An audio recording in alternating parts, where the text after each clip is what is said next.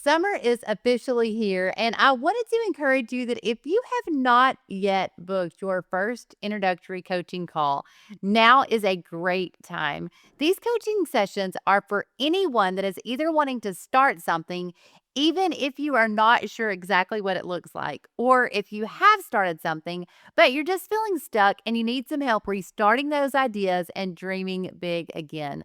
This first session is completely free, so get it on the schedule and see if this is something that will be a great fit for you.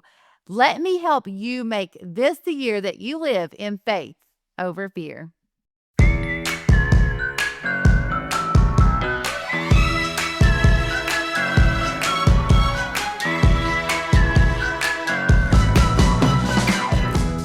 Hello, and welcome to the Unashamedly You podcast, a space to enlighten, encourage, and empower you to go out and unashamedly be who God is calling you to be. I am your host, Jamie Herndon. I pray you hear less of me and more of Him as you listen to today's episode. Let's grow together.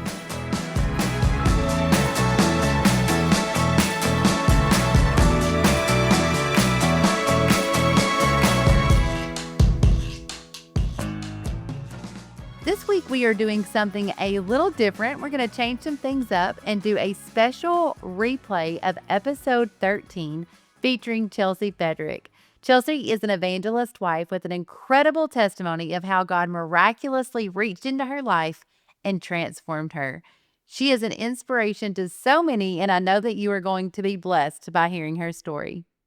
We are so delighted to have you on. Before we get started, tell us a little bit about yourself. Hey, Jamie, thank you for having me on today. I just wanted to say it is such an honor to be a part of this podcast.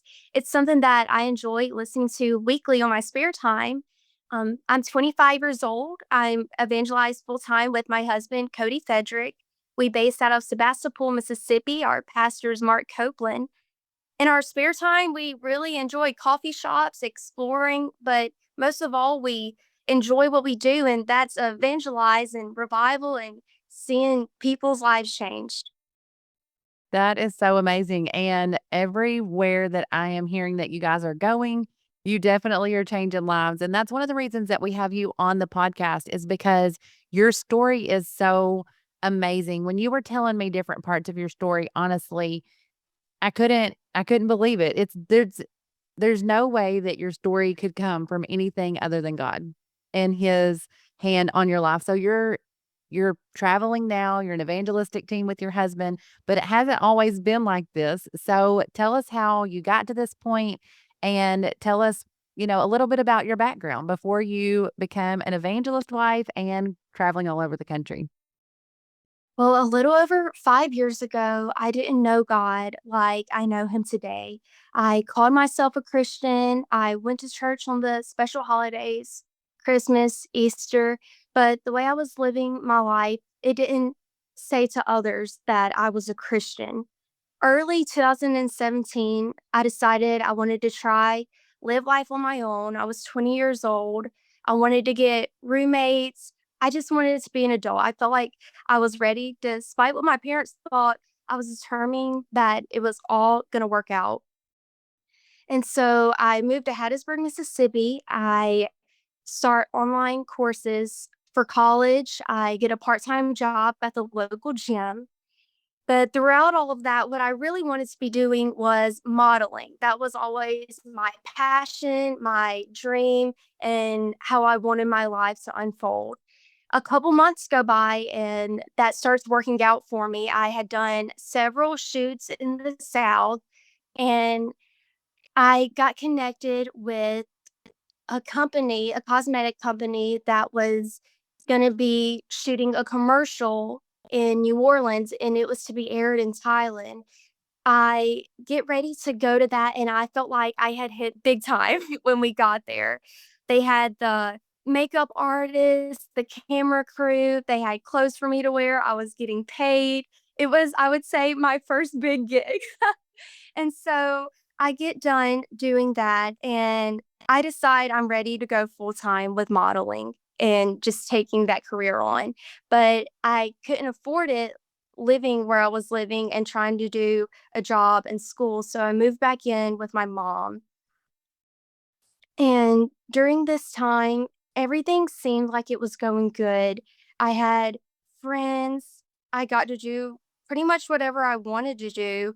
I was getting more shoots, more interest, but behind the scenes, I was very empty and very broke. And I'm sorry if I get really emotional about this, but it's very real. I couldn't stand to be alone, and I felt like modeling gave me a sense of belonging, guess I would say. I don't really know the correct word. I like the attention that it gave me.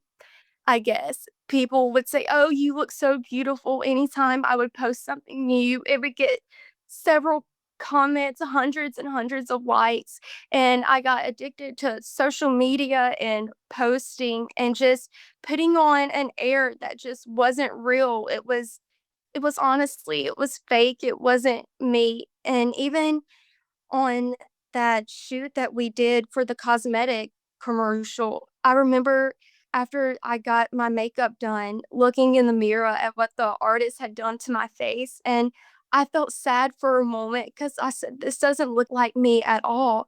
And I felt ugly, but I never said anything because I was so happy to be there and I knew that it would look good to everybody else. But I was so lonely and so broken. This is very embarrassing to even say, but I would even go to the gym just to be around people. That way I wouldn't have to face me alone. Because me alone, I couldn't handle it. There were many, many nights where I would just lay in bed and cry. And like I said, I didn't know God really, but I would scream and just say, God, kill me the next time I get in the car because I didn't want to live. And I was just so hurt. Only God knows what all He's done in my life, and I'm so thankful. But in the meantime, when I was living with my mom, I was having a really bad day, and it felt like most days were bad days, despite what it looked like to others and on social media. I had a lot of bad days, and I felt like I just needed to get away, so I got in the car and I was just driving along and doing all I knew to do as far as talk to God. I turned the Christian radio station on and I was driving and God spoke to me. He said, "Stop worrying. Everything's going to be okay. A blessing's on the way." And I didn't know at the moment that God could speak to people. And I don't even know how I knew that it was the voice of God, other than when God speaks, it's just you can't deny it. And at the time, I didn't know what was going on after he spoke to me, but I had to stop the car in the middle of the road and I was just trembling and shaking. Now looking back, I know that it was the Holy Ghost that was with me, but I didn't know what it was or what to do with it. So I just was in that car shaking and crying. And eventually, when I got myself together, I rode back to my house and I was just so excited and had so much adrenaline going because the voice of the Lord just spoke to me. And I had never felt love like I felt whenever I heard the voice of the Lord. I had never felt anything like that. It was overwhelming and something I'll never forget. And so I get home and I open the door, my mom's in the kitchen cooking, and I said, "Mama, mama," and I was still very emotional. And I said, "The Lord spoke to me, mama." And she just looked at me and she said, "Well, what did he say?" And I said, "He told me to stop worrying, that everything's gonna be okay, a blessing's on the way." And my mom, she was really going through a lot too. And so she started crying and she believed me. And we were just crying and we didn't really know what to do with it or what that meant, but we believed it. We believed that there really was a blessing on the way and that everything was going to be okay. And so time keeps going and it seems like everything's really going the same, nothing's changed, and I forget about that experience. But then my grandmother, they were having a revival at their church, and she started inviting us to go to these services. And she kept mentioning, "There's a Brother Fedrick preaching. You really need to come hear him." She would invite us every single service. And it had been several weeks, and we never went, and we didn't want to go. It was a 3-hour drive. We didn't want to be in church. And but one night my mom, she came to me and she said, "Chelsea, let's just go to church tonight and drive up to see your grandmother. That way she'll quit inviting us." And I said, "Okay, mom, that's fine, but I'm not wearing any of those Pentecostal clothes and I'm not fixing my hair." And so I just threw on something and put my hair in a slick back ponytail, and we drove to church that night. I got there and I sat on the back row. My grandmother came and sat with us, and I see the preacher come up on the platform, and I noticed him instantly. And I looked over at my grandmother and I said, "Is that the preacher?" And she told me, "Yeah." She was just looking at me, smiling. And I was thinking he was going to be an old man because the name Brother Frederick, that just sounds so old. And so I was really shocked when I saw that he was actually young and handsome. And anyway, that night, he preached a message called "I'm Just Not for Sale."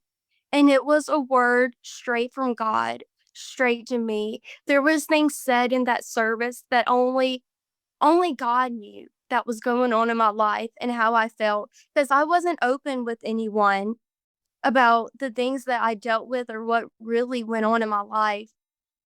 And so altar call service comes, and I'm ready to go to the front. I'm crying, and I look over at my grandmother and I say, "Aren't you coming to the front?" And she was really surprised that I said that. And so she goes to the front with me, and I don't know how long I stayed in that altar, but there were women all around praying with me.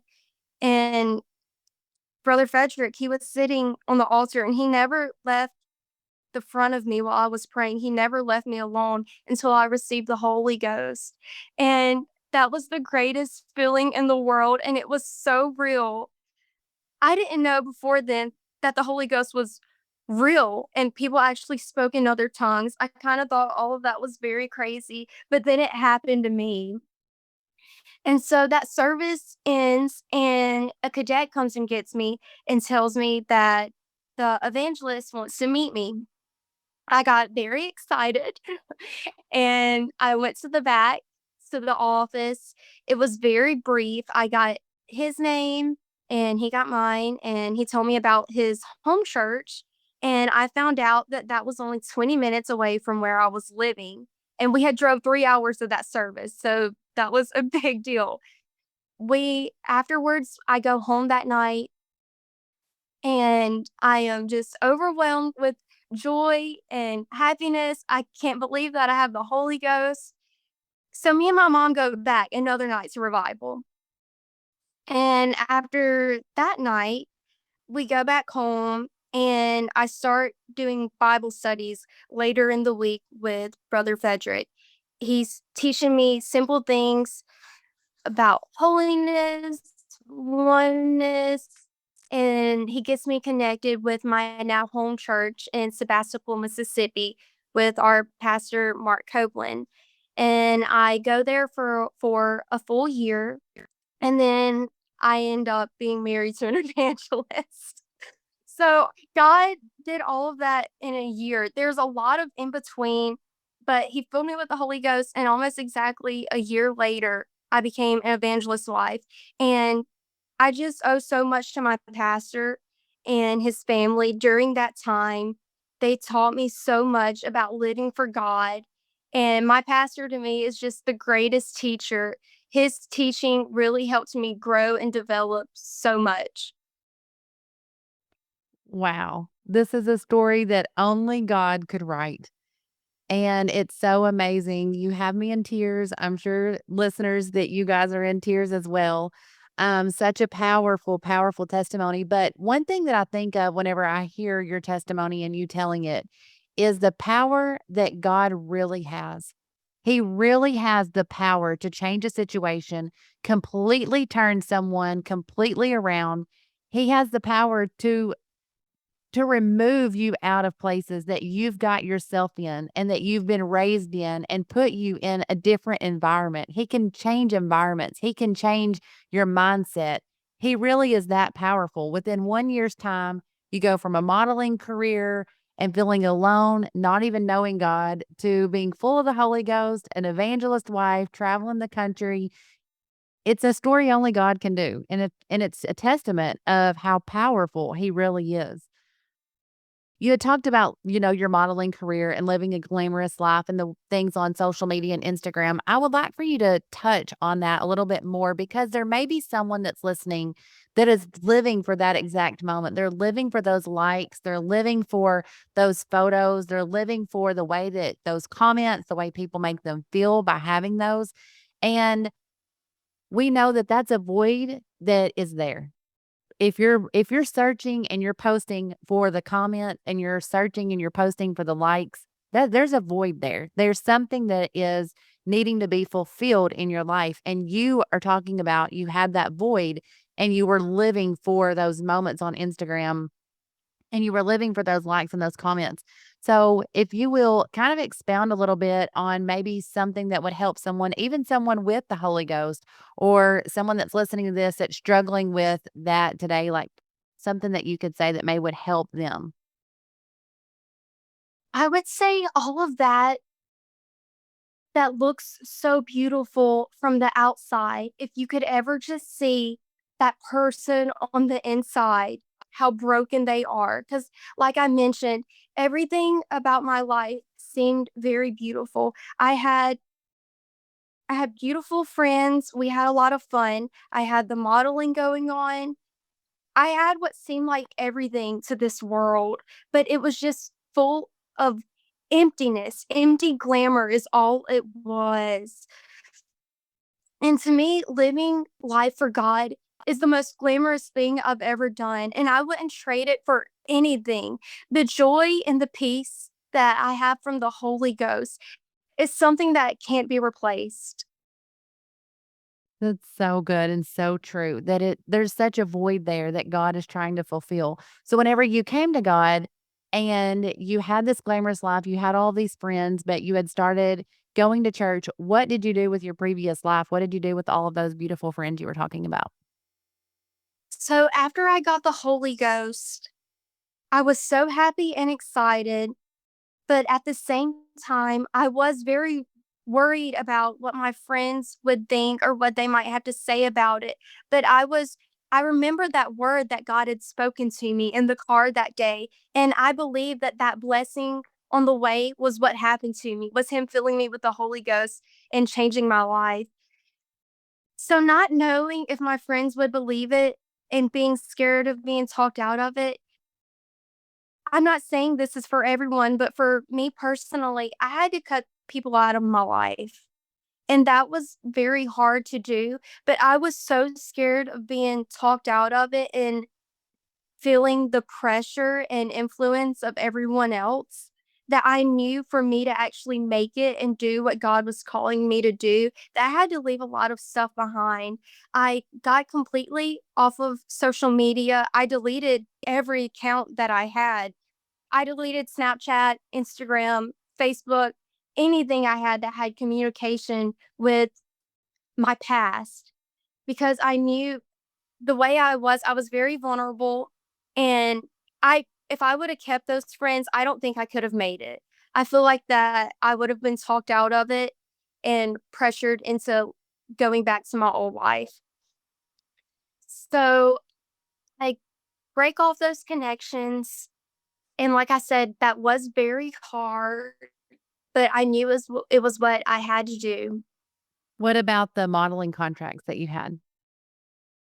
Well, I actually never had to sign any contracts, which was the great part about it all. So I was never tied down to anything, but I did cut off all communications and all ties. It It was honestly insane. I don't know how it all worked out other than me cutting everything out was the best thing I could have ever done. It was very hard because those friends that I had were pretty much the only people that I knew. I didn't know anyone in the church world or at our home church. I had to make all new friends, and the only person that I really had to talk to about it would be my now husband. But other than that, I didn't really have anybody. Wow. So you may be listening to this and wondering, how in the world could the Lord do that within a year's time, give someone the Holy Ghost? And the fact that your husband prayed you through to the Holy Ghost is a very special story that most do not have. That has to be something so special. And then for you to, grow in the Lord and for him to be able to use you in such a mighty way.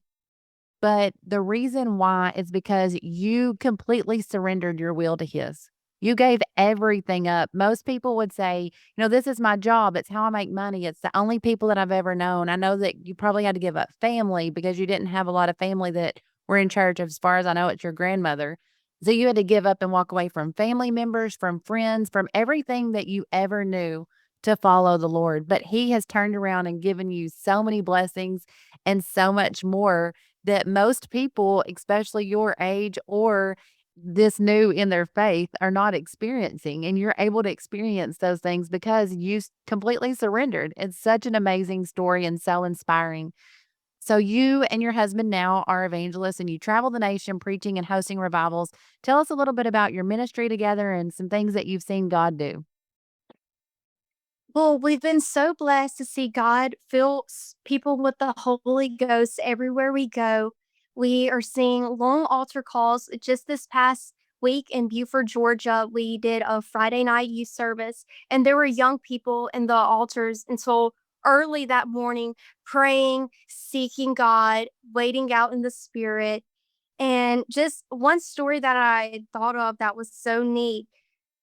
I want to say maybe a year and a half ago, we were in revival at our home church. A girl comes in and she's so broken. She was captain of her cheerleading team and had just made the dance team for college. She had always been told once she was saved, she was always saved, but she never felt quite right within herself about that. This is her wording. She said, "I've always felt lost, even though people always told me I was saved." So she is on YouTube and comes across a message called Lost that our pastor has preached. She comes in, she is all ready. She's dressed in her beautiful dress and she's ready to receive the Holy Ghost. So she comes, gets it, and she completely quits everything. I shared with her my testimony, and later on this year, she's going to be married to an evangelist as well. Wow, that is so amazing. How inspiring because of your testimony and what you've done, able to help other people to do the exact same thing. So, this podcast and what this community is all about is be unashamedly you, being who God is calling you to be unashamedly. And you are definitely a example of unashamedly doing what God is calling you to do. What advice would you have for some other young ladies or maybe some women that are listening to this that they may be in the struggle? There's a struggle, there's a fight to give things up and to follow some things that God is calling you and asking of you. It's not always easy to do that. What is some advice that you may would give someone? Once we were in LeGrand, Oregon, and I heard Sister Robin Parker. She said this statement when testifying. She said, "If you live for God hard, it'll be easy. And if you live for God easy, it will be hard." And so that is a statement that has stuck with me. I want to live for God with all I have. When we start trying to cut corners and say, "Can I still do this and live for God?" That's when we start to struggle, really. But if you'll just give it all you have, it'll be easier. That is so, so true, and God proves himself time and time again. Whenever you give him everything, he's gonna give you everything. The windows of heaven completely open in your life. Our bishop often says, if your blessings windows feel stuck, if there's a reason that you're not feeling that flow, you're not feeling those blessings just flow in and feeling that connection in your life, then there's a reason why. But if you'll go ahead and you'll keep prying and you'll keep working on yourself and you'll keep getting rid of those things, those windows of heaven are going to open up and those blessings are going to freely flow in once you allow Him to take complete control. This was so, so good. I'm so thankful that you took time out of your day and out of your schedule. I know it's not easy with you guys always out of town and you're always gone, but thank you so much for doing this for us. Do you have any final thoughts or anything else that you would like to share with us? Maybe I would just like to say the world has so much fake in it, and that there are more people like me who are searching for something real. They want something real. They are broken. And I would just like to mention this. I had a friend who I did reconnect with later once I felt like I was where I needed to be. And I shared I shared with her my testimony, and she was crying before it was over with, and she said, "I believe you. I read about the Holy Ghost. It's in the Bible." And she said, "I was really worried about you." She said, "I thought that you had gotten in a cult, but now I see that you're the same Chelsea, but something that's so different about you is I see the joy all over your face. I've never seen that before." And that was really a big moment for me. Wow, that's so amazing. So today I encourage you, if you have listened to this, if this has spoken to you, to go and find your Chelsea. Go find that one person in your life that is looking, that is searching, that is wanting something different. And if this is you that we're talking to today, we would love for you to reach out. If you need a Bible study, we would love to give you one. Sister Chelsea is available. I am available as well to give you a Bible study and to let you know it's real. And I am so grateful that you guys have listened today and taken time out of your busy schedules, but I know that you've been so blessed. Thank you so much, Sister Chelsea. Thank you for listening to another episode on the Unashamedly You podcast. I pray that this podcast was a help and a blessing to you. If you ever have a topic that you want addressed, or if you know someone that you're wanting to hear their story shared, go to unashamedlyyou.com and contact us, or you can send us a message through social media. We love tackling the topics and featuring the guests that you all referred. And if this podcast blessed or helped you in any way, we would be delighted if you would send us a review over on Apple or Spotify and tell your friends. We love when someone lets us know that they are listening because a friend told them about our podcast. Go be unashamedly you.